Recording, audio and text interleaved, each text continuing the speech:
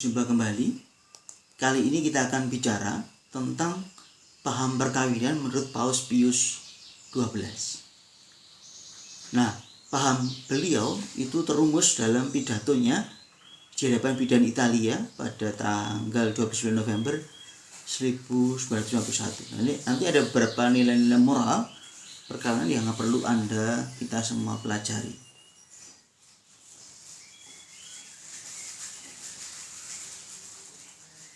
Baik, konteksnya dulu.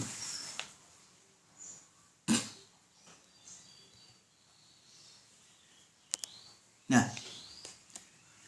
pada tahun 1935 buku Vom Sich und Sinn der Ehe dari Herbert Doms itu muncul tentang apa tujuan dan makna perkawinan. Jadi kalau kita diskusi yang kemarin kita sudah pernah bicara soal Herbert Doms ini. Jadi dia mengatakan bahwa kalau orang mau melihat tujuan perkawinan harus menyadari bahwa perkawinan adalah lembaga sosial. Kalau melihat perkawinan sebagai persekutuan suami istri, maka itu sebagai lembaga. Itu lebih sebagai sebuah makna.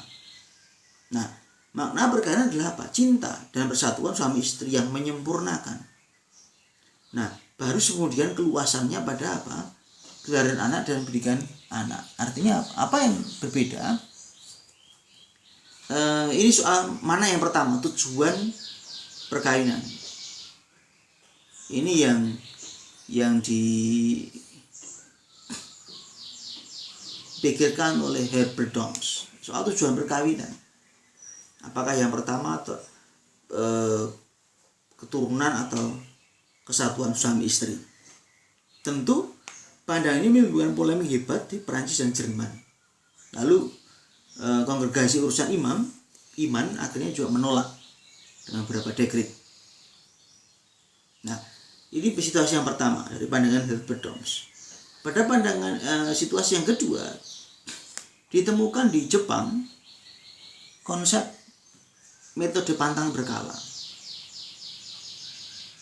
bahwa orang boleh berpantang untuk menghindari kehamilan. Kenapa Austria juga menemukan hal yang sama? Ini konteksnya. Nanti kita akan bicara 3 hal ini. Nah, yang penting bicara dari pidato ini pertama adalah soal keluhuran martabat manusia. Jadi manusia itu luhur, termasuk juga para bidan. Maka para bidan perlu menempatkan diri sebagai apa? Minister of life, pelayan kehidupan. Bertindak berdasarkan apa? Hukum Allah. Nah, maka proses lahirnya manusia, adanya manusia sebagaimana dikehendaki Sang Pencipta itu perlu dijaga, diikuti. Maka perlu tahu mana yang boleh, mana yang tidak boleh. Para bidan, para tenaga medis harus tahu mana yang boleh dilakukan, mana yang tidak boleh dilakukan. Nah, pada bagian pertama dikatakan bahwa janin adalah manusia yang bermartabat. Janin itu semartabat dengan ibunya, juga manusia-manusia yang lain. Bahwa manusia diciptakan oleh Allah, maka dilarang adanya yang namanya aborsi. Nah, aborsi ini ada 2 jenis, yaitu abortus provocatus ataupun abortus spontaneus. Abortus provocatus berarti aborsi yang disengaja. Abortus spontaneus berarti abortus yang terjadi begitu saja atau keguguran. Gereja menolak aborsi.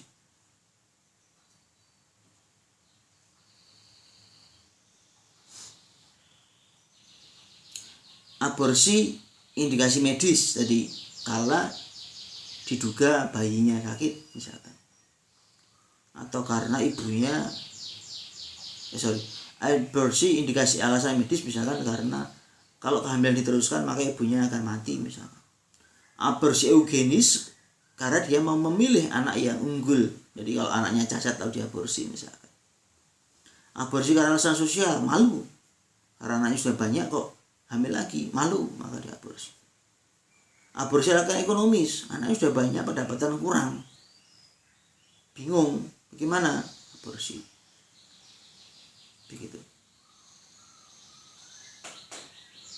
Atau aborsi karena alasan moral. Karena apa?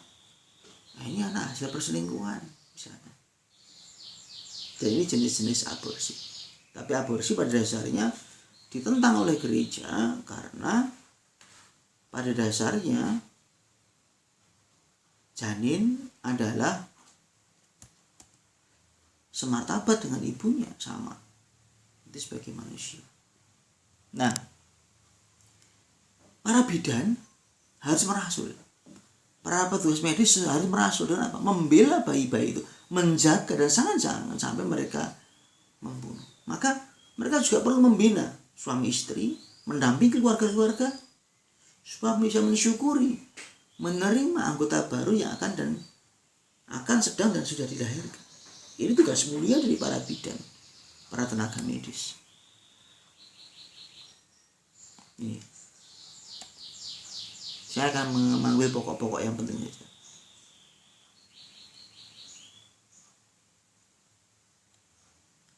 Ya, problemnya adalah banyak orang mengatakan bahwa anak itu beban, bukan karunia. Ini masalah. Maka perlu menjaga, menyelamatkan. Bahkan kalau perlu memberi baptis darurat. Kalau ada bayi yang mau mati dan sebagainya misalnya.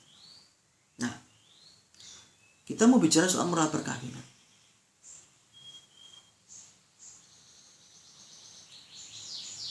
Kesediaan melahirkan anak merupakan tuntutan kodrati bagi penggunaan hubungan seksual dan merupakan bentuk kerjasama dengan Allah sendiri. Jadi hubungan seksual itu harus bersifat prokreatif atau open to life. Ini kodratnya. Ini kodrat. Maka setiap hubungan seksual yang dilepaskan dari sifat open to life ini menjadi tidak bermoral. Nah, para bidan punya tugas membantu ibu-ibu menyadari hal ini.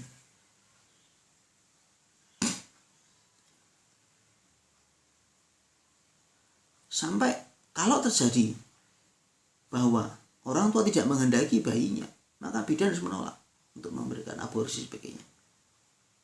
Ya, karena ini merusak kehendak Allah. Di para bidan tidak boleh mengizinkan adanya aborsi. Yang kedua, terkait dengan pemandulan. Baik langsung maupun tidak langsung. Pemandulan ada dua jenis, itu langsung, vasektomi, tubektomi, atau juga tidak langsung. Nah, pemandulan langsung, jadi pemandulan yang langsung, baik secara tetap ataupun sementara, baik sebagai tujuan maupun sarana, merupakan tindakan immoral, menentang hukum kodrat. Maka sampai hari ini gereja menolak vasektomi dan tubektomi. Tapi misalkan seorang ibu kena kanker rahim, lalu rahimnya diangkat sehingga dia tidak subur lagi. Tapi dengan diangkat itu maka dia bisa selamat. Maka ini bukan termasuk pemandulan langsung. Dan ini boleh. Karena hanya menjadi akibat ada konsekuensi dari sebuah tindakan. Nah, gereja menolak pemandulan bersifat langsung. Apa itu? Tubektomi, vasektomi, pengangkatan rahim yang bukan karena alasan kanker dan sebagainya. Nah, terkait dengan penelitian yang baru dari Jepang dan juga di Austria tadi, sekarang ada dipahami yang namanya siklus, bahwa ternyata seorang wanita itu punya siklus. Siklus apa? Siklus subur dan siklus tidak subur. Nah, ketika subur melakukan hubungan seksual maka akan hamil, karena akan terjadi pertemuan sel telur dan sel sperma. Tapi ketika tidak subur berhubungan seksual maka tidak akan terjadi kehamilan, tidak akan terjadi pertemuan antara sel sperma dan sel telur. Nah, di sini ini dipahami, ilmu baru dipahami. Nah, para bidan harus menerapkan metode pemahaman baru ini secara Kristiani. Apa artinya ini semua? Bahwa ternyata seorang wanita itu punya siklus dalam hidupnya. Cara mengetahui kesuburan ada dengan 3, kalender, subasa, lalu juga dengan lendir ovulasi billing. Nah, ini ajarannya.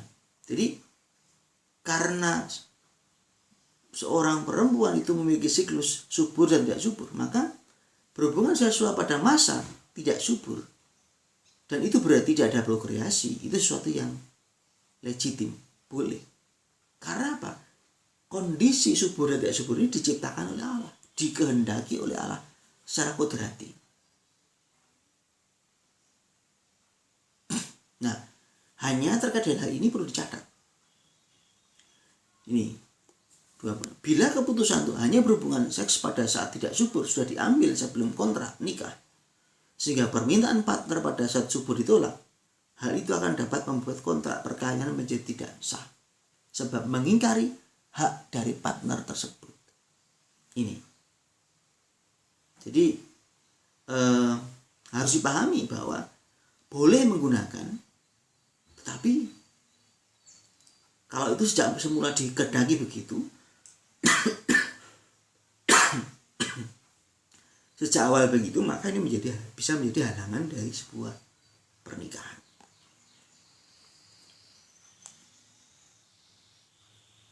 Nah, kalau itu dibuat setelahnya, setelah menikah, atau salahnya jelas misalkan, ya untuk membatasi kelahiran misalkan, nah ini legitim. Maka dengan perkawinan orang diberi hak dan kewajiban untuk apa? Melahirkan anak melalui apa? Melalui hubungan seksual. Ini pengembangan dari penemuan dari teori. Sementara itu, kalau nanti terjadi misalkan indikasi medis, eugenis, ekonomi sosial, boleh enggak penggunaan hubungan seksual pada saat tidak subur saja? Boleh. Karena memang ada indikasi-indikasi yang perlu diperhatikan. Contoh, saya sakit jantung. Kalau saya punya anak kan sangat berbahaya, berisiko. Pengobatannya bisa mahal. Oke. Lalu penggunaan hubungan seksual hanya pada saat tidak subur saja, ini boleh. Ada terjadi juga para wanita yang sudah mungkin sudah disesar beberapa kali misalnya. Tidak boleh punya anak, kalau nanti punya anak nanti bisa bubul perutnya misalnya. Maka dalam kasus seperti ini boleh menggunakan masa-masa tidak subur untuk melakukan hubungan seksual. Nah,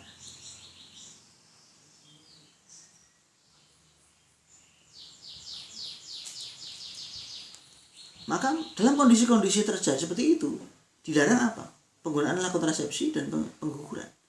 Maka apa solusinya? Penggunaan masa-masa tidak subur, pantang berkala. Nah, ini mau menegaskan bahwa alat kontrasepsi tidak boleh dipakai dalam perkawinan Katolik. Apa itu? Ada hormonal, susuk, suntik, norplan, pil, ada IUD, ada cup, ada bayar kondom dan sebagainya, diafragma. Nah, ini dilarang karena menolak sifat dasar dari hubungan seksual, yaitu open to life.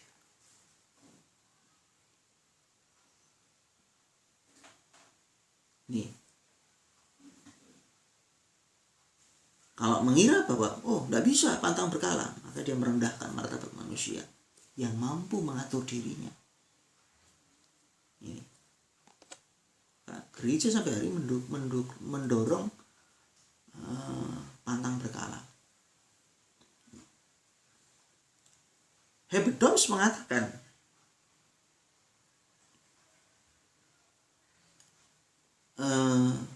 hubungan seksual suami istri dilihat sebagai keungkapan kesatuan pribadi dan afektif, dan memandang bahwa ini nomor satu dan utama, dan menolak pandangan tentang tujuan primer dan sekunder perkawinan.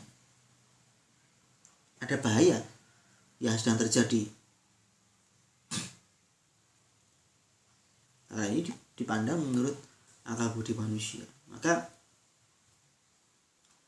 gereja Paus Pius XII menegaskan kembali bahwa memang tujuan primer apa? Perkawinan sebagai lembaga kudrati atas kehendak Sang Pencipta memiliki tujuan pertama, melahirkan dan mendidik anak-anak. Ini tujuan primer. Tujuan lain bersifat sekunder dan tunduk pada tujuan yang pertama. Ini menurut Paus Pius XII. Jadi dalam konteks perkembangan pandangan Anda harus melihat ya bahwa ada konflik antara pertama primer dan sekunder, lalu bonum prolis atau bonum conjugum ya. Nah, Paus Pius XII penegasannya sama dengan Arkanum juga dengan Casti Connubii bahwa primer adalah bonum prolis, bukan bonum conjugum ya.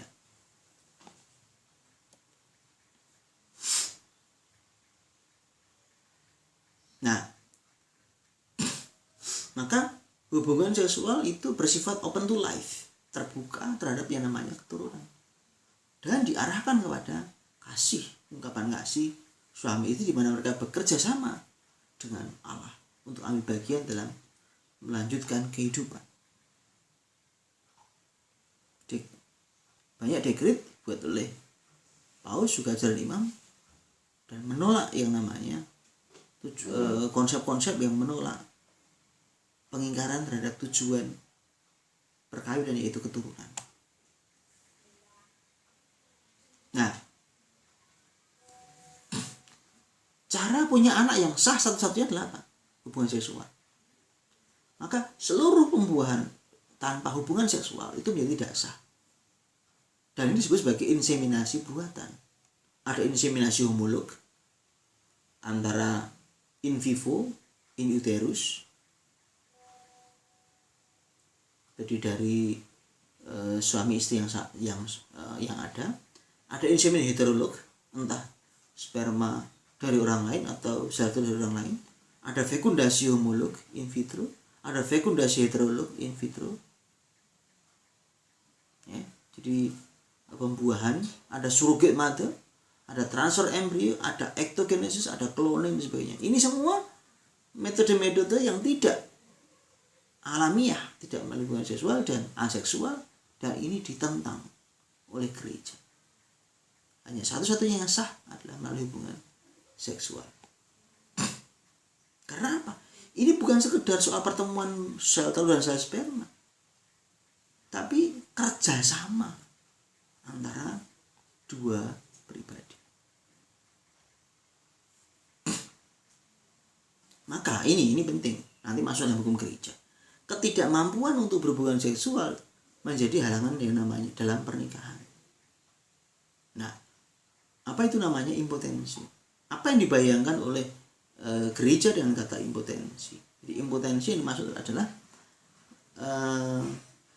ketidakmampuan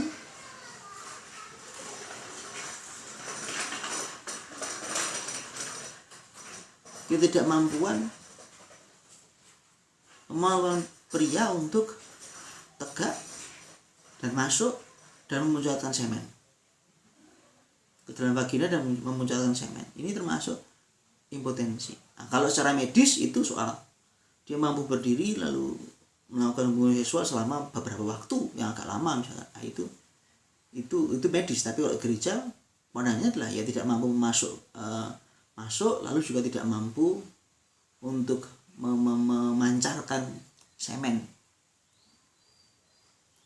verum. Nah, ini termasuk impotensi.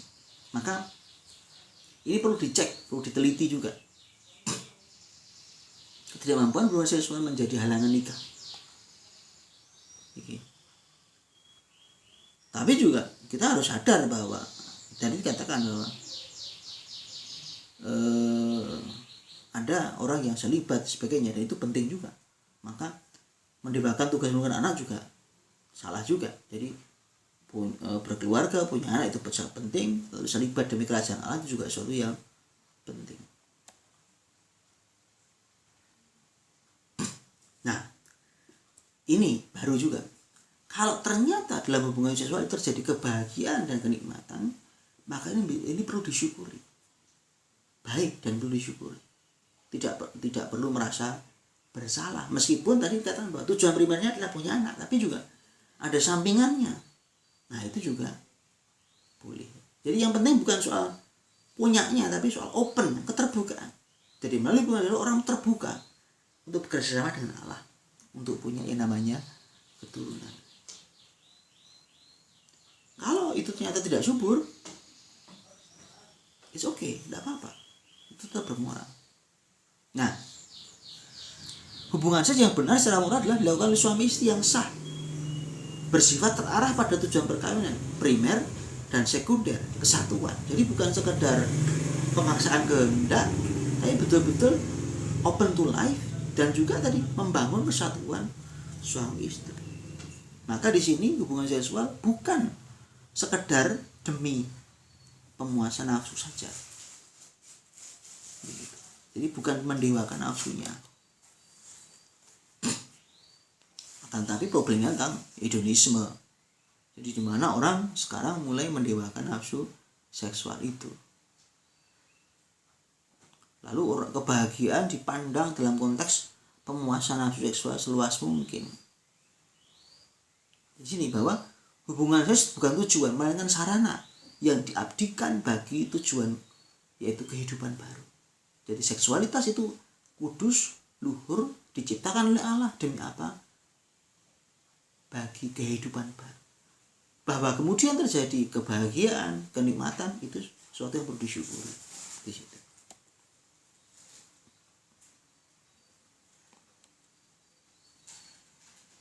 Maka apa yang bisa kita simpulkan soal hakikat, ya, hakikat perkawinan,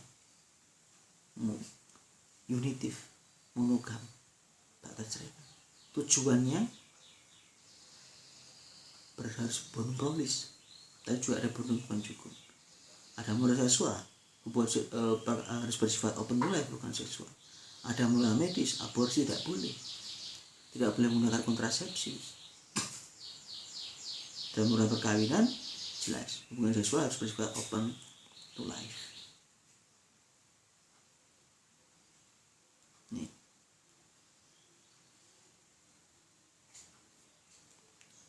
Ini pemahaman dasar. Jadi apa yang dipidatokan oleh Paus Pius XII ini membuka juga pandangan baru tentang tadi penggunaan masa subur dan tidak subur yang memang boleh dipakai, boleh, karena memang ini diciptakan oleh hasil secara kodrati.